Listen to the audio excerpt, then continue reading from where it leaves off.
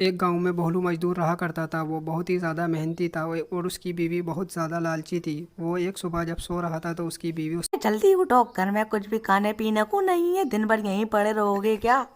जल्दी कमा वमा के लाओ, घर में खाने पीने को कुछ भी। मैं कल मेहनत करके इतना सब कुछ तो लाया था, वो सब कहाँ चला गया। चलो मैं जल्दी जाता हूँ, नहीं तो तुम मेरी कुटाई कर दोगी और फिर मेरे घुटनों में दर्द होगा। फिर भोलू मजदूर काम की तलाश में निकल पड़ा। फिर काम की तलाश में घूमने के बाद काम नहीं मिला भोलू मजदूर को। फिर भोलू मजदूर एक पेड़ के नीचे पानी पीने बैठ गया। फिर एक बूढ़ी माँ भोलू मजदूर के पास आई और बोली, अरे बेटा सोना पानी मिलेगा का पीने के नहीं है मुझे।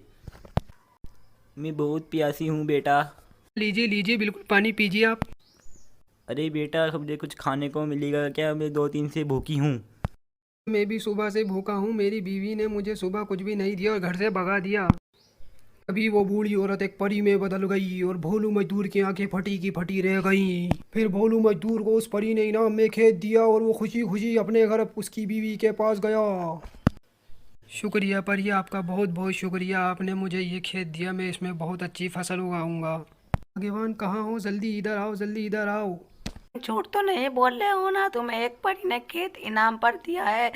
अपन जल्दी चलते हैं उसके ऊपर खुदाई करने। फिर भोलू मजदूर और उसकी लालची बीवी खेत की ओर चल पड़े। चलो चलो, आज तुम इसमें खुदाई करना चालू करो, हम इसके ऊपर आज ही पूरा का पूरा खोद देंगे। अच्छा भाग्यवान करता हूँ। अरे जल्दी जल्दी खुदाई करो, उधर भी करो, इधर भी करो और उधर भी करो, उधर की जगह खाली है पूरी की पूरी।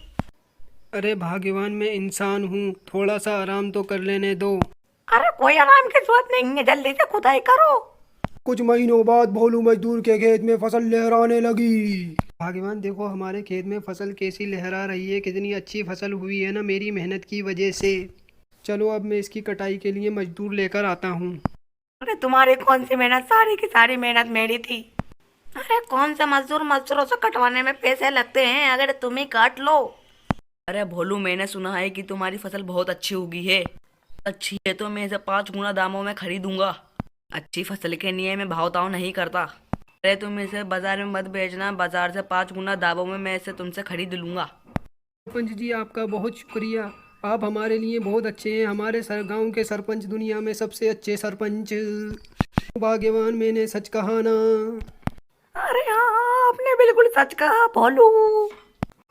और इस तरह भोलू अपनी ईमानदारी और सच्चाई से बहुत अमीर आदमी बन गया और गांव के सरपंच ने उससे 5 गुना दामों में फसल खरीद ली।